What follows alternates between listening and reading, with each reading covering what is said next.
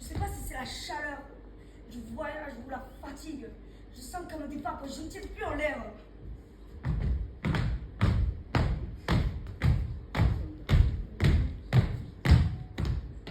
Ah, monsieur le médecin, vous tombez bien. Je ne me sens pas bien. Comment me trouvez-vous? Vous n'êtes pas de mon style, j'ai toujours préféré les grandes blondes. J'ai la tête qui tourne. Profitez-en pour vous regarder derrière. Je me sens tout drôle. Je crois que j'ai fait un malaise. Attendez. Il ne faut pas qu'il meure sans l'ordonnance d'un médecin. Prenez le pouls de monsieur et dites-moi s'il va comme il faut. Le pouls de monsieur est le pouls d'un homme qui ne se sent pas très bien. Bon, a-t-il des douleurs dans le ventre? Ah! Oui.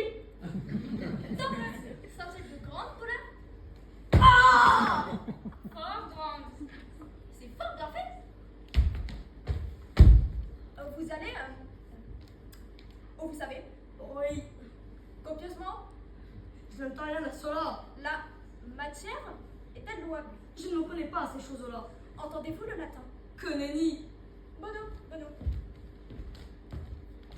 Pensez-vous que monsieur a beaucoup d'argent? Je ne sais pas du tout. Il faut qu'il ait un trognon pour cascoum, cascoum. Bonne idée. Bonne idée. Il a l'air coude-coude. C'est pas un homme. Diapharus, comment est-ce Il est duriscule, pour ne pas dire dur. Fort bien. Repoussant. Bene. Et même un peu crispant. Optimé. Ce qui marque une intempérie de le fericulum periculum, c'est-à-dire la rate. C'est grave, docteur. Non, c'est mortel. Si ce n'est pas soigné à temps. Pour continuer le diagnostic, il faut casse-cou, enfin payer. Il faut payer. C'est combien? 50 écus. Ou sans pistolet. Ou 20 livres. Mais c'est la même chose. Justement, monsieur. C'est beaucoup. Aïe, tenez-voici vos 50 écus. Mon docteur habituel me dit que c'est du froid, que je suis malade. Et d'autres disent que c'est de la rate. Ce sont tous des ignorants. C'est du poumon que vous êtes malade. Du poumon. Oui, que sentez-vous? Je sens de temps en temps des douleurs de tête. Justement, le poumon. Il me semble parfois que j'ai un voile devant les yeux. Le poumon. Il me prend quelquefois des maux de cœur. Le poumon. Et quelquefois il m'arrive de lassitude partout les membres. Le poumon.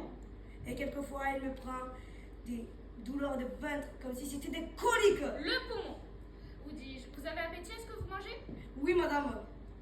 Le poumon. Vous aimez à boire un peu de vin? Oui madame. Le poumon. Ils vont prendre un petit sommeil après le repas et vous êtes bien aise de dormir. Oui monsieur.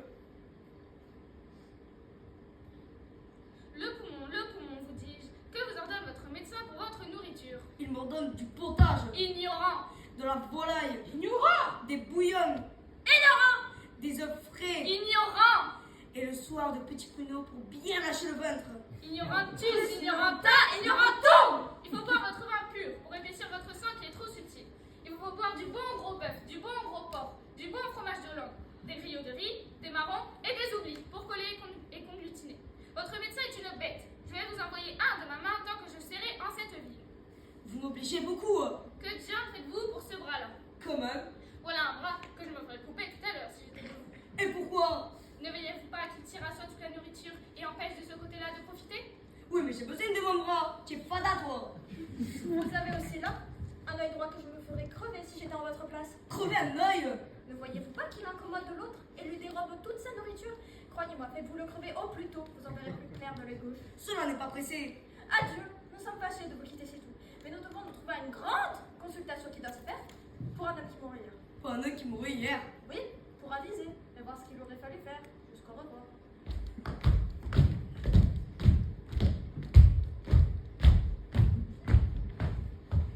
Me couper un bras et me crever un œil afin que l'autre se porte mieux.